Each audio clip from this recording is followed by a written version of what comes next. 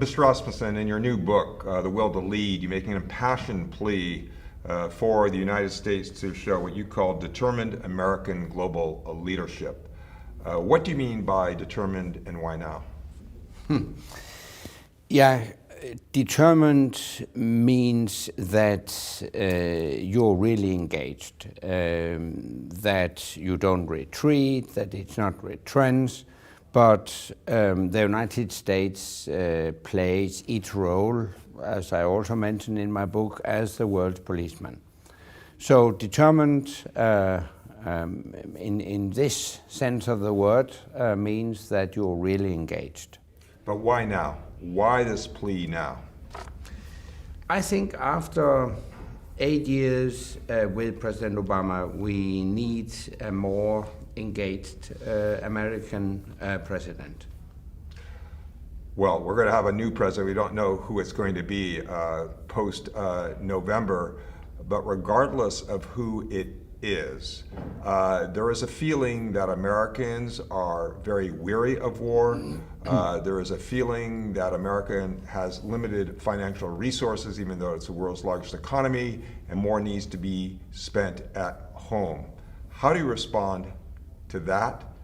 And what do you see the role of its allies being?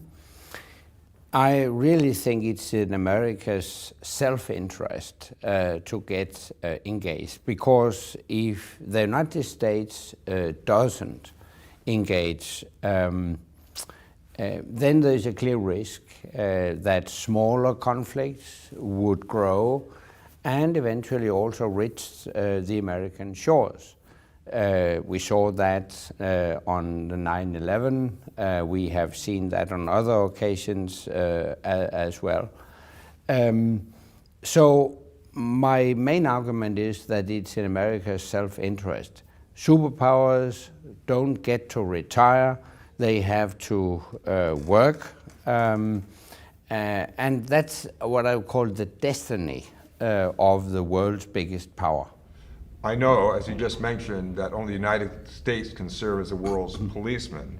But we know also that we live in a multipolar world with conflicting agendas, and that the world is a much more complex place than it used to be. Given that, can America still impose its will on others? I don't see it that way. I don't see the United States imposes its will on others. On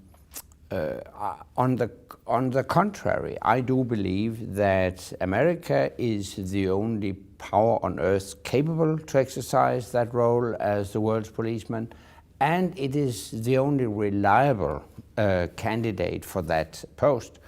Of course, you speak about a multipolar world, but the fact is that you have only one superpower with a global reach. Then you have some regional powers like Russia and China, but no one would like either Russia or China to be the world's policeman. Only the United States has the capacity and the reliability to act like the world's policeman.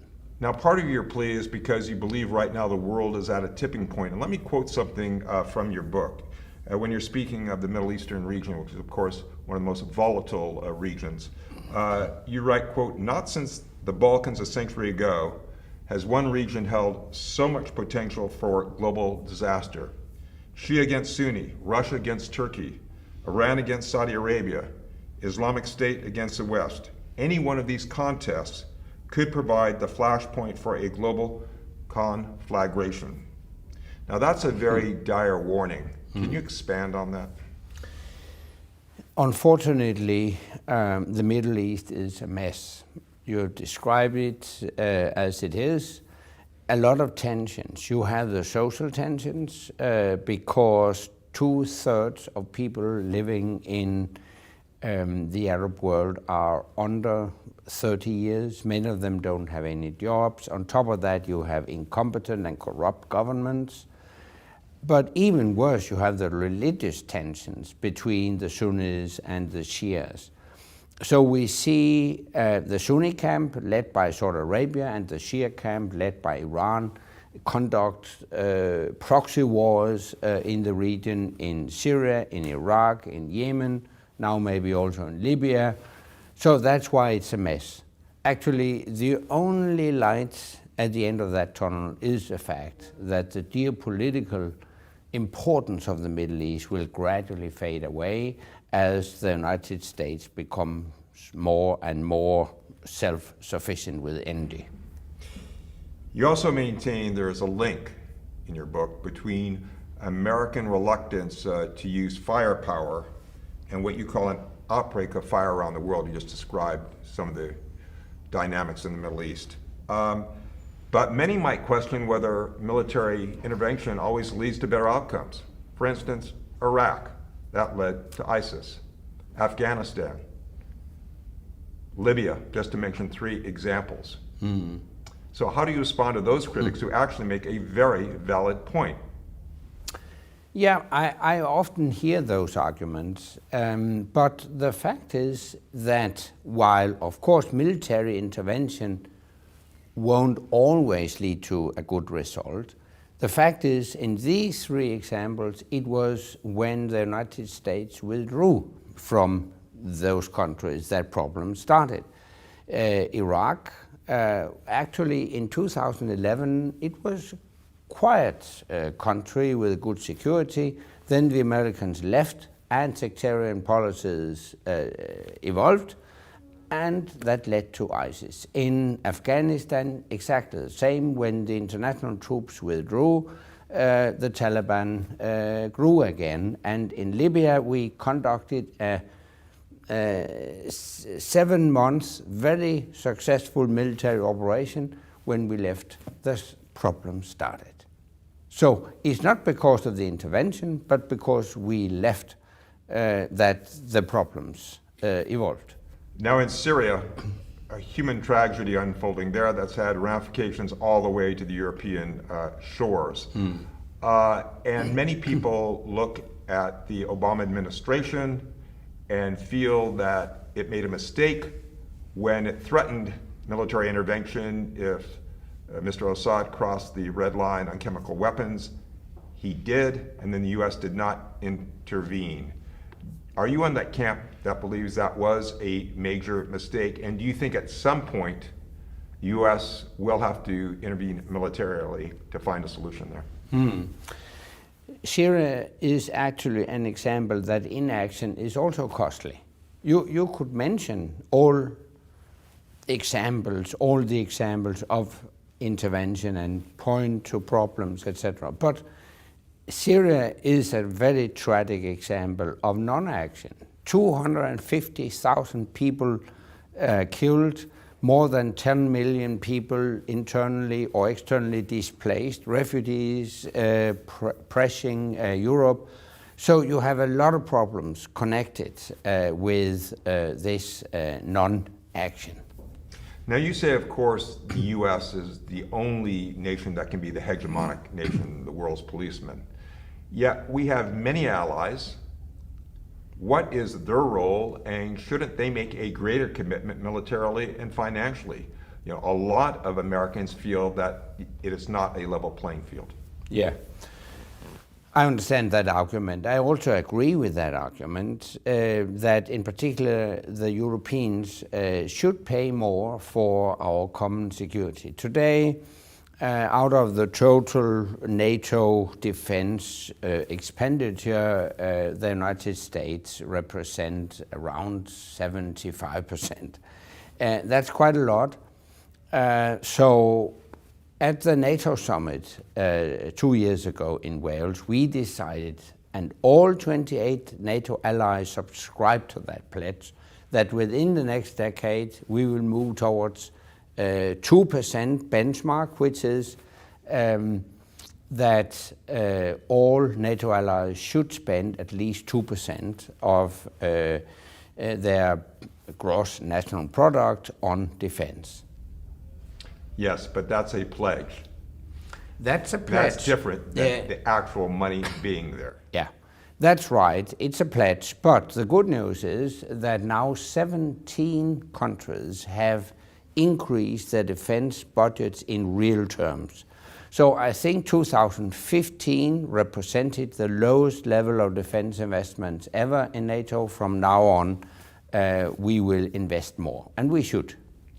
We talk about the Middle East region and the conflicts there and their conflicts elsewhere. We haven't yet talked about ISIS and other non-state actors. This is something that wasn't in the Cold War period. It's a very tough enemy to fight because of the disbursement, because of lone wolf attacks, because of those who may not be formally linked, but have allegiance to those type of terrorist groups. What is the best way, you think, to fight this type of terrorism, and is the war really winnable?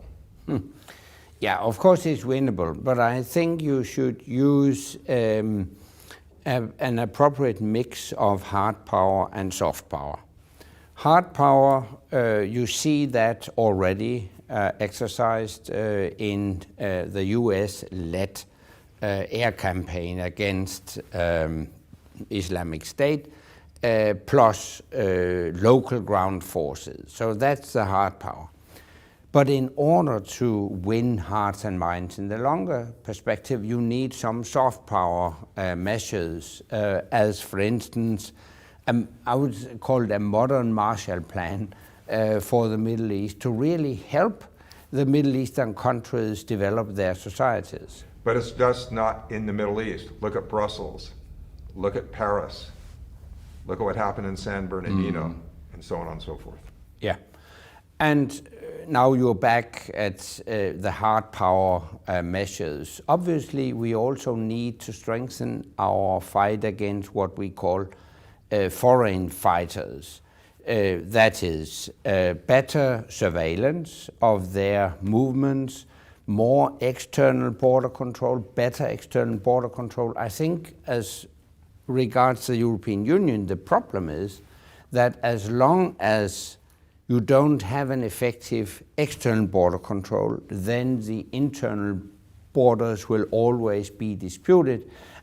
And right now you see tendencies in the direction of more closed societies. In the Rasmussen worldview, what is the role of diplomacy and sanctions? Well, first of all, let me stress, to use hard power, that is the military power, should always be the very last resort. So before coming to that, you should use diplomatic measures, eventually also sanctions. But I would say, to facilitate diplomatic solutions, you sometimes need to use your hard power. We have seen that in the past, that once you are threatening people with your hard power measures, the military measures, then people are more engaged in a political process. I'm very much in favor of the words of the late American President Ted Roosevelt, who once said, "Speak softly and carry a big stick." So for instance, Ukraine, with Putin's incursion there in the Crimea region, would you have used military power instead of sanctions? And what do you think Putin's end game is? And what's the best way to handle it? Because it's not only what's happening in Ukraine, but also what's been happening in Syria. Absolutely. His end game is quite clear.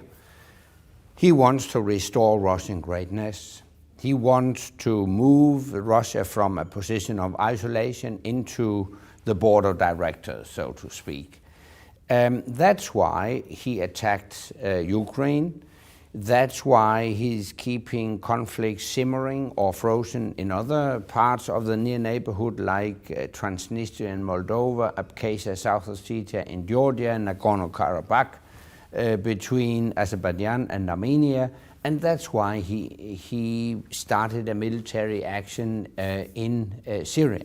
So his end game is quite clear. How should we counter that? Well, of course, no one has an appetite for a military confrontation. So That's why we have decided to introduce economic sanctions, and in my opinion, they should even be strengthened if he continues to destabilize the situation in eastern Ukraine. Do you think he will? So far, we have seen that he's quite scrupulous in his endeavors to pursue this end game of restoring Russian greatness. So I wouldn't exclude it, but so far, actually, we have seen some Russian reluctance to engage further, and I think that's because of our sanctions. That's also why the sanctions should continue and maybe be strengthened. Earlier, you mentioned that you think only the United States can be the world's policeman, not Russia, not China. It is the hegemonic nation. But let's talk about China just for one moment, if we can, because we've seen the U.S. pivot towards Asia. A, do you think that is the right strategy? Two, we've seen a rise of Chinese nationalism and a rise of a Chinese military buildup. First of all, I do believe it's the right strategy that the United States pivot to Asia. Taking into account the Chinese endeavors to dominate the near neighborhood, I think it's the right strategy that the United States also engage in the region. But having said that, and while I do not underestimate the Chinese assertiveness, I still think China is basically a positive story. I do believe that the future lies in a constructive cooperation between the United States and China. China has an interest in economic stability in the world because the survival of the regime is very much dependent on continued economic growth. They are very much dependent on importing a lot of natural goods, including energy. To that end, they need a well-functioning free trade system. And finally, they are also very dependent on a transfer of new technology. And to that end, they need a good investment climate. They need foreign investment. So for all these reasons, I do believe the Chinese will choose a still stronger the United States instead of a declining Russia. We live in very troubled times, and there is a general distrust of politicians. And as a result, there has been a rise in populism on the far right or the far left. What do politicians need to do to regain the public's trust? And doesn't that lack of trust make it that much more difficult for politicians to make very tough decisions? Yes, indeed. It makes it more tough to take the necessary decisions. What should be done? I really think politicians should take people's concerns much more seriously. Take, for instance, the European Union and the refugee and migrant crisis. Much too long, the European Union has been focused on the free movement of labor across borders because it's definitely an economic benefit for all. But at the same time, we are now experiencing this pressure from outside. So we need a strengthened strengthened external border control to actually allow a free movement inside the European Union. And at the same time, I think the European Union needs a shot in the arm when it comes to the welfare system. What we need is a general qualification system so that you don't qualify for our generous welfare system unless you have worked and contributed to our society in 5 or 7 years. You're the former Secretary General of NATO, so you have dealt a lot with military officials. Elected officials are different because they do have to answer to their public in a different way. Do you think in general that there is a lack of strong leadership today? Well, I think it would be a mistake to accuse current political leaders for lacking leadership compared with previous political leaders. But it is clear to me that we need a very strong leadership, and we need that at a very global level, and that's why in my book I make the plea that the United States demonstrates this determined global leadership. And finally, on the United States, it is the political season. Donald Trump is a presumptive Republican nominee, and of course, Hillary Clinton on the Democratic side. From a foreign policy standpoint, your assessment of both? Obviously, I'm not going to intervene into the American political debate, but you will see from my book that I'm very much in favor of what I call determined American global leadership. And based on what Mr. Trump has said so far, I don't think that he qualifies to live up to my expectations. So I'm not going to vote, of course, in the United States elections, but I will let my voice speak in favor of a president who will engage the US globally. Even if it leads to outcomes that are not always satisfactory. Hillary Clinton, for instance, pushed in Libya, and look at the outcome there. Yeah, but still, I do believe that the costs of inaction are much, much higher than the costs of action. And that's why sometimes politicians must take upon themselves the risk of making decisions leading to action. Mr. Rasmussen, thank you so much for your time. Best of luck with your book. You're welcome. Thank you.